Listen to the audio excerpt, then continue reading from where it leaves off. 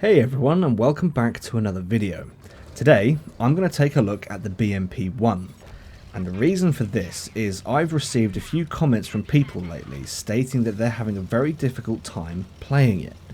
Specifically, they are struggling to hit things other than the ground with the anti-tank guided missiles, the ATGMs. So what I decided to do was kit out my BMP-1 and take it out for a spin. Immediately, and I'm not kidding you when I say this, the first missile I fired, I realised immediately that there is a problem with the BMP-1. In short, it's broken. And I don't mean, oh, it's broken in a way of, it's broken, it's too good, But sometimes we say, oh, this tank is broken because it's, unbalanced or whatever. No, I don't mean like that. I mean, it's broken. It doesn't work properly. Let me explain. Here we have the BMP-1 firing an ATGM on level ground. No issues. No issues at all so far. Here we have the BMP-1 nose down on a slight incline.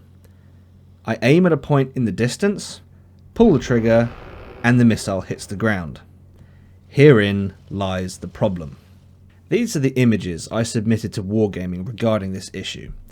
Graphically, the missile is in line with the barrel, so in theory, when you pull the trigger, it should fire in the direction that it's facing. Very much like when you pull the trigger on any regular gun, the round, the shell, will go exactly where you've aimed it, because that's where it's pointing. But that's not what's happening with the missile. What's happening with the missile is the vertical elevation of the missile when it's fired matches the vertical elevation of the hull, not the barrel. This is a real problem. Take a look at this clip. As intended, or as as it's meant to be. Oh my, what was that? If you're new to the game, or simply want to play the Russian lights, I really don't blame you for giving up with the BMP-1. I have reported this to Wargaming, so we will just have to see what happens. But in the meantime, is there anything we can do as players to make the BMP-1 work? Well, the answer to that is yes, in my opinion. If you set up your crew for maximum concealment and use the camo net equipment, then you can get your concealment down to 121 meters, which for Era 2 is very, very good from a light tank point of view. That is very, very good.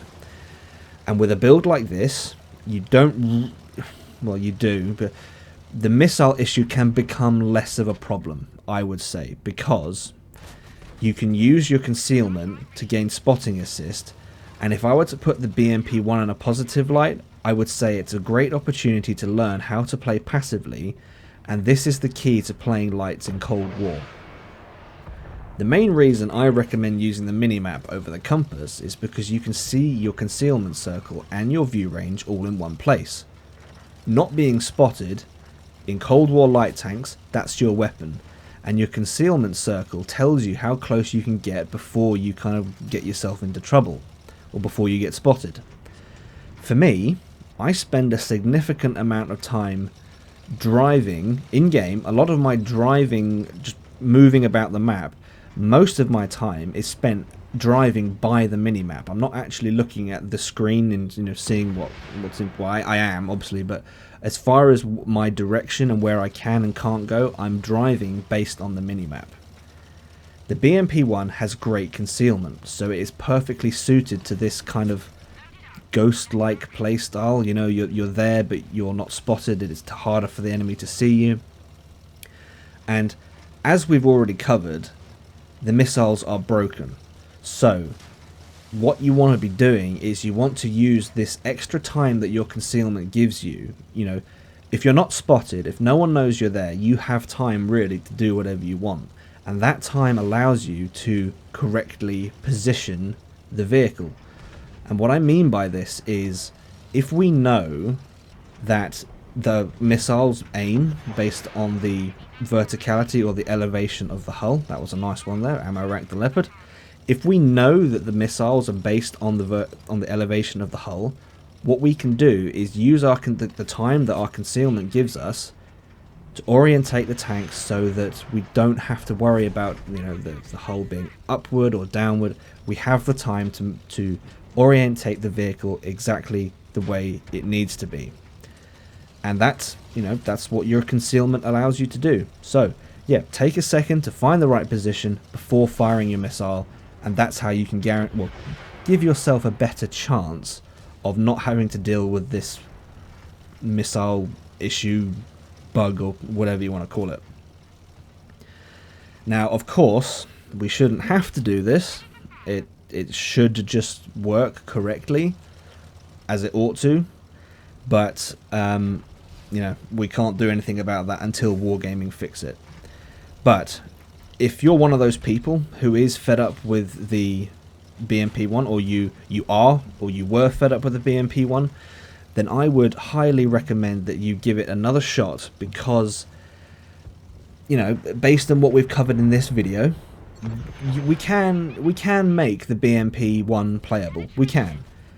We just need to understand exactly what's going on with it, because it can get frustrating, and obviously everything we've covered in this video will not guarantee that the frustrations will be over, but we can somewhat guarantee that the frustrations will be alleviated a little bit. Right, that is about all I can say on the BMP-1 at this point. It's got excellent concealment. It's a great way to learn how to play passive spotting in Cold War because of the concealment, and that's what I would recommend you do right now until Wargaming get around to fixing this missile issue. So, if you've enjoyed this video, please leave it a like. If not, a dislike. Don't forget to hit that subscribe button, and as always, hope you're all keeping well, and I will see you out there.